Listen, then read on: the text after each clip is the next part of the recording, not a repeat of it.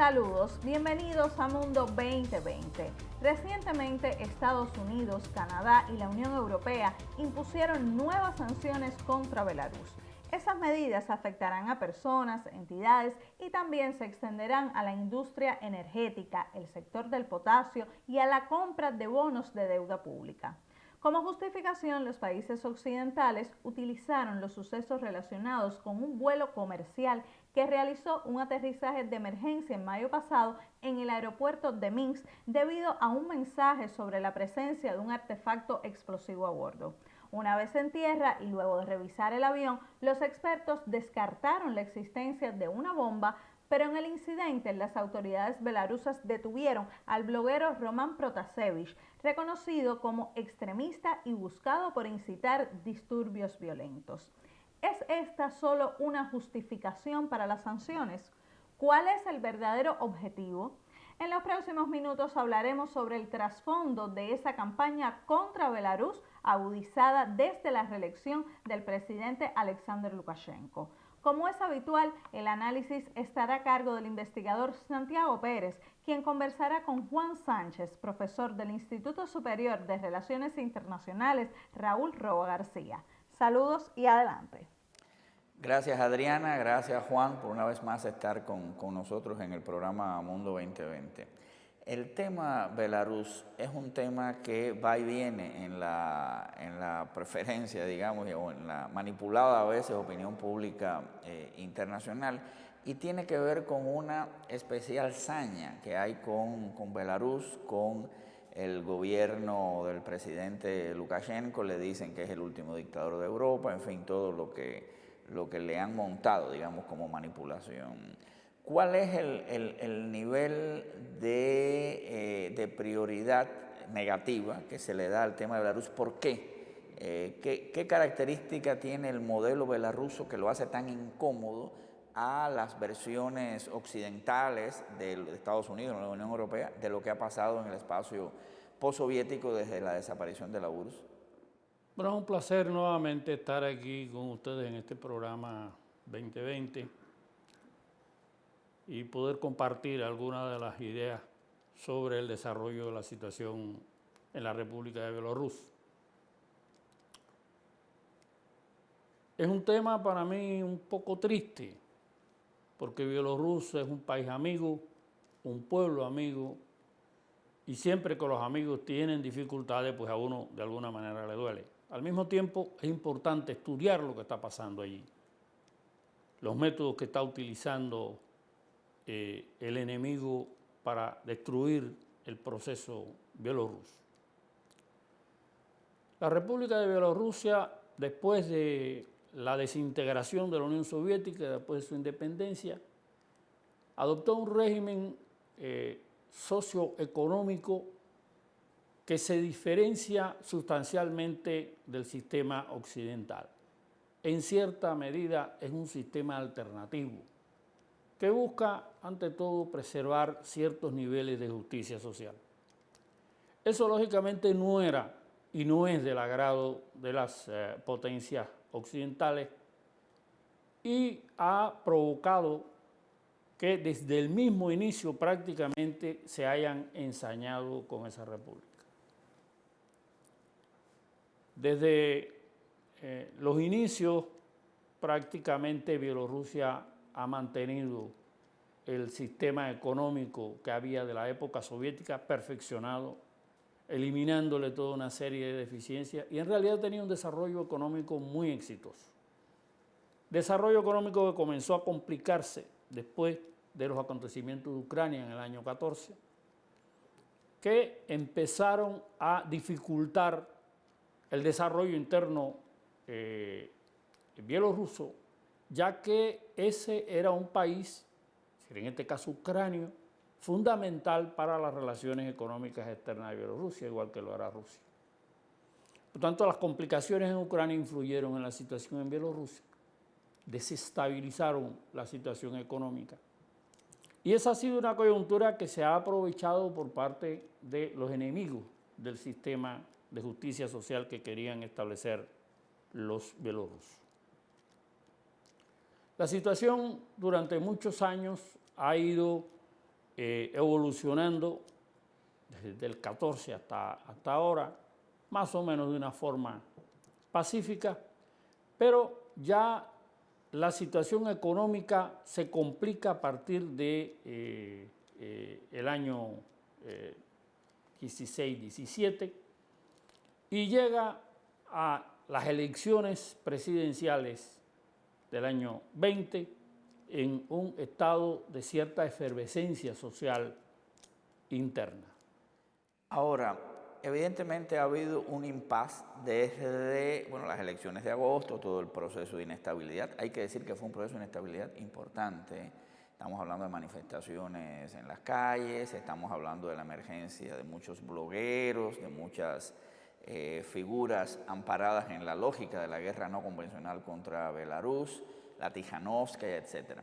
Ahora, parecería que la situación se iba a calmar y de pronto se da este incidente con el avión, quizás lo pueda plantear a los que nos siguen, y de nuevo el tema de las sanciones. ¿Qué ha pasado? ¿Por qué este cambio en la coyuntura que de nuevo el tema belaruso ha llegado a primeros planos? Durante los meses de noviembre, diciembre, hasta el mes, digamos, de febrero, la situación política interna en Bielorrusia era bastante tensa. Es decir, manifestaciones permanentes, situaciones de bloqueo de calles, manifestaciones frente al Palacio Presidencial. Esa situación fue decayendo. En esa época, la Unión Europea, Estados Unidos y Inglaterra y otros países aplicaron una serie de sanciones. En tres ocasiones se aprobaron paquetes de sanciones contra Bielorrusia. Pero ya en el mes de febrero, en el mes de abril exactamente, ya las autoridades bielorrusas daban por normalizada la situación en el país. Ya había decaído el movimiento de protesta y se había logrado un cierto nivel de estabilidad. Eso permitió incluso que el gobierno bielorruso adoptara medidas de sanción contra algunas de las empresas occidentales como respuesta a las sanciones que Occidente le había impuesto a la República de Bielorrusia. De manera que la situación evolucionaba en dirección a su normalización. Cuando sucede el hecho con el avión de Ryanair, que el día 23 de mayo se ve obligado a aterrizar en Minsk porque alguien dijo que había una bomba en el avión y que no podía continuar el vuelo.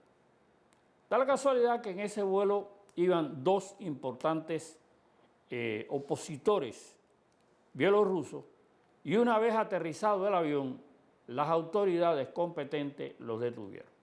Eso sirvió de motivo para que se adoptaran una serie de medidas de sanción nuevamente contra el gobierno de Lukashenko, empezando por la prohibición que adoptaron las líneas aéreas de no volar más, es decir, la prohibición de vuelos de las líneas aéreas hacia Bielorrusia y la prohibición de que los aviones bielorrusos pudieran volar a Occidente. Estas cosas del avión son de lo que sucede en las relaciones internacionales, que uno al final nunca sabe exactamente qué móviles hay detrás, cuál ha sido la acción de los distintos servicios de inteligencia, que hay que tener en cuenta porque son de las cuestiones que no se conocen, ¿no? De todos modos, hay un claro interés por parte de Occidente de mantener este tema en la palestra y curiosamente ha coincidido con reuniones de la OTAN, con acciones de maniobras militares tanto de Rusia como de Occidente, es decir, con esta administración Biden que ha sido especialmente al principio retóricamente muy agresiva en esta zona del mundo. Pero bueno, vamos a una pausa y después de esta vamos a conversar sobre las relaciones ya más externas del conflicto belaruso, relaciones con Rusia, tema de la OTAN, y si nos da tiempo abordaremos las relaciones con Cuba. Vamos a una pausa. Pensar en las vacunas cubanas es pensar en la vida, es hacer el bien sin pedir a cambio, es la razón de ser de muchas personas. Pero, ¿qué me voy a poner realmente? ¿Una vacuna? Creo que más, mucho más. Voy a llevar en mi hombro una dosis de conocimientos, de experiencias, del tiempo y esfuerzo de científicos estrellas. Será también una dosis de resistencia y confianza de un pueblo, mi pueblo, nuestro pueblo.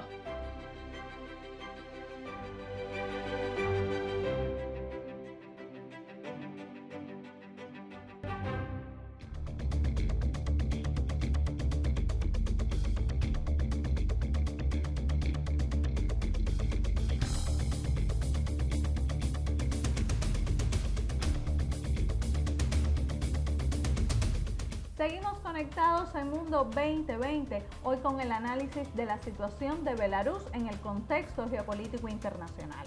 En la primera parte del programa, los analistas comentaban las razones del ensañamiento con ese país europeo. Incluso los medios occidentales reconocen que las sanciones buscan asfixiarlos económicamente para forzar la salida del presidente Lukashenko. En ese contexto, Moscú reiteró su apoyo a Minsk después que la Unión Europea ampliara las sanciones. El canciller ruso Sergei Lavrov exigió a los países occidentales dejar de demonizar a Belarus y el embajador del Kremlin en la nación vecina subrayó que no los abandonarán aún en las más difíciles circunstancias. Por su parte, China también mostró su rechazo a la interferencia externa en los asuntos internos belarusos y confía en que podrán mantener la estabilidad política por sus propios esfuerzos.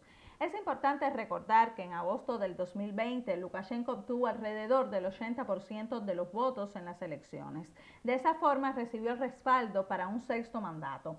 Pese a la amplia diferencia, la oposición, tal y como había prometido antes de los sufragios, inició protestas violentas y piquetes para forzar paros laborales, pero los mítines fracasaron. Desde aquel momento hubo denuncias de injerencia extranjera en los asuntos internos belarusos. Algunos expertos plantearon entonces que un objetivo a largo plazo podría ser la creación de condiciones para convertir a Belarus en otro punto antirruso en la geografía regional. No obstante, pese a todos los intentos desestabilizadores, el gobierno de Belarus intenta evitar la imposición de voluntades externas mediante las llamadas revoluciones de colores o golpes suaves. Cuba, por su parte, rechazó las sanciones y acciones desestabilizadoras contra Belarus, así como las campañas de desinformación de las que es blanco ese país. En su cuenta de Twitter, el canciller de la isla, Bruno Rodríguez, ratificó la solidaridad de la nación caribeña con el presidente Alexander Lukashenko. Y con el análisis sobre la situación de Belarus, seguimos conectados en Mundo 2020. Sobre este tema continúan el diálogo Santiago y su invitado. Adelante.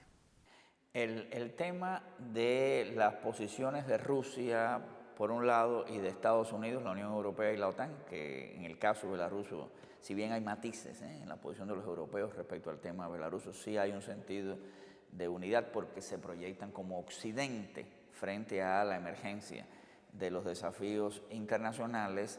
Hay un componente fundamental que ha sido cómo ha sido la actuación de los distintos actores desde, digamos, la primera hornada de sanciones contra Belarus y ahora el incidente del avión. En el caso de Rusia específicamente, cómo se ha manejado la posición rusa respecto a la crisis o la situación en Belarus, no vamos a llamarla crisis por ahora. Sabe que Rusia y Bielorrusia tienen un acuerdo de integración que ellos llaman el Estado común. En realidad no se trata de un Estado, se trata de un esquema integracionista entre esos dos países en el cual, como en la Unión Europea, cada cual mantiene su soberanía, mantiene su política exterior, etcétera, etcétera, pero tienen áreas en común de trabajo. Una, y la principal área en común que tienen estos dos países en su esquema de integración es precisamente la defensa. Algo muy importante para Rusia. Recordemos que todas las invasiones a Rusia desde Occidente han pasado por Bielorrusia. Así tanto Napoleón como Hitler pasaron por ahí.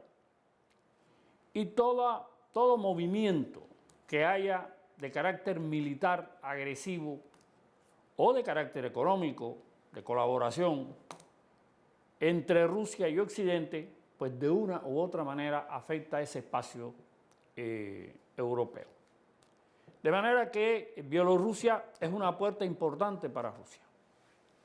Y el mantenimiento en Bielorrusia de un sistema político que sea amigo de Rusia, que sea aliado de Rusia, es fundamental para la seguridad nacional de Rusia. Rusia ha tratado de no inmiscuirse en los problemas internos bielorrusos, algo que en verdad es muy difícil, porque en un nivel de confrontación como el que se ha vivido allí, apoyar a uno es inmediatamente interpretado por el otro como una acción enemistosa. Pero sí han tratado de fortalecer sobre todo las vertientes que tienen que ver con la defensa.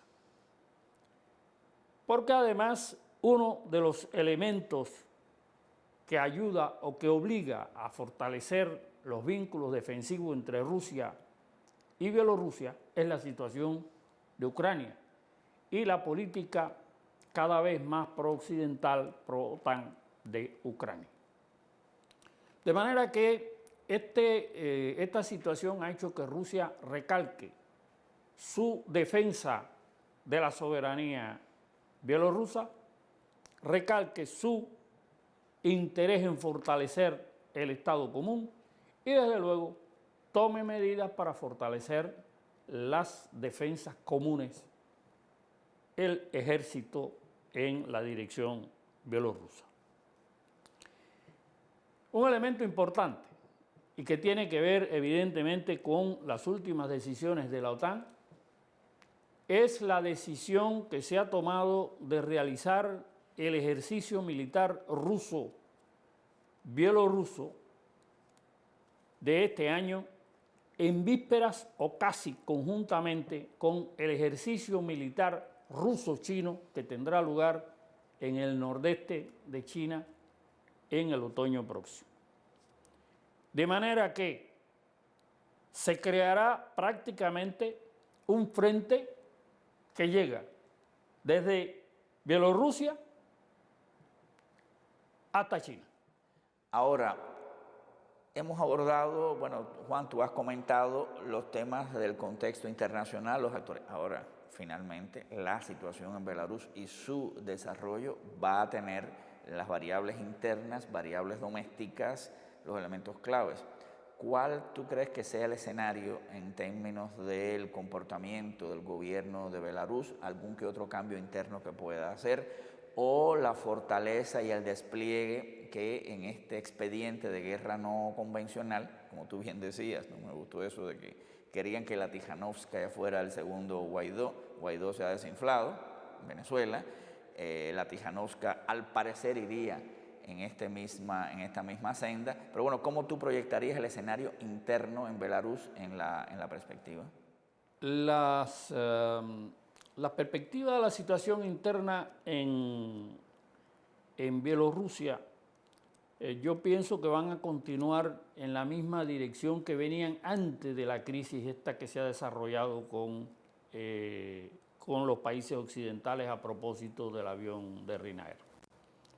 Pienso que va a seguirse debilitando el proceso de oposición de las fuerzas internas al gobierno de Lukashenko, salvo algún que otro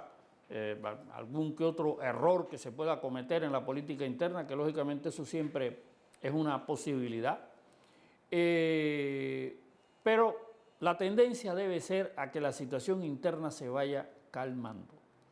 El plan, la estrategia que venía desarrollando Occidente y que venían desarrollando las fuerzas internas de establecer con la Tijanovskaya una especie de segundo Guaidó, evidentemente ha fracasado. los líderes principales de la oposición están fuera del país y los que están dentro del país no tienen el peso suficiente como para encabezar un movimiento de oposición poderoso al gobierno de Lukashenko. Bueno, para terminar, Juan, y es un poco lo que siempre hacemos en el programa, cómo esta realidad internacional nos impacta a nosotros. Un comentario: Cuba a fines del pasado año se adhirió como Estado observador a la Unión Económica Euroasiática, dentro de la cual Belarus tiene un papel importante. ¿Cómo tú verías las potencialidades de las relaciones de Cuba con Belarus? Porque por un lado, en fin, no es el mercado como Rusia, pero por otro lado tiene determinado desarrollo en la producción de maquinaria, en su mercado, que es un mercado de unos 9 y tantos millones de habitantes para nuestras dimensiones. Es suficiente, y ahora con las sanciones de Occidente evidentemente va a tratar Belarus de buscarse más opciones en el escenario internacional, y aquí puede entrar los temas de Cuba, la producción conjunta de medicamentos, etcétera, ¿no? ¿Cómo tú verías las potencialidades de tanto las relaciones bilaterales de Cuba con Belarus como en el marco de la Unión Económica Euroasiática? Bueno, Bielorrusia es un importante socio estratégico nuestro. No hay que olvidar que Cuba prestó una ayuda importante a Bielorrusia para su ingreso al movimiento de los no alineados. Bielorrusia es en estos momentos el único miembro de los no alineados que tenemos en Europa. Y los bielorrusos han reciprocado ese apoyo y ese respaldo con su apoyo también a Cuba para el ingreso como observador a la Unión Euroasiática. Nosotros tenemos un importante contenido económico en las relaciones bilaterales. Bueno, todos aquí conocen los famosos ómnibus Belarus, conocen la presencia en Cuba de los famosos tractores bielorrusos, de los camiones, sobre todo en la industria minera de Bielorrusia, y a su vez, pues nosotros con mucha menor presencia, pues hemos estado presentes en el mercado bielorruso. En estos momentos, los bielorrusos siguen con mucho interés el desarrollo de nuestras vacunas y el desarrollo de nuestra industria biotecnológica. Ellos tienen el plan de producir su propia vacuna para el año próximo y lógicamente están contando con la experiencia cubana en ese sentido. De manera que yo pienso que el desarrollo de nuestras relaciones bilaterales va a seguir en ascenso. Todas las condiciones apuntan en esa dirección y lógicamente la lucha que tienen los enemigos de Rusia y de Bielorrusia y de Cuba tiende a fortalecer nuestras relaciones y nuestra alianza. Bueno, ya como siempre se nos ha acabado el tiempo. Muchas gracias, Juan, por estar abordando estos temas con nosotros, y como sabes, te llamaremos en próximas ocasiones para abordar tanto de estos temas del espacio postsoviético, temas europeos y temas de los Balcanes, con los cuales has abordado con nosotros en varias ocasiones. Gracias una vez más. Bueno, muchísimas gracias por la invitación y por darme la oportunidad de compartir estas modestas opiniones con ustedes. Muchísimas gracias a ambos por compartir estas opiniones sobre el contexto político de Belarus y las acciones desestabilizadoras en su contra. Así nos despedimos. La próxima semana los esperamos para mirar el mundo con 2020.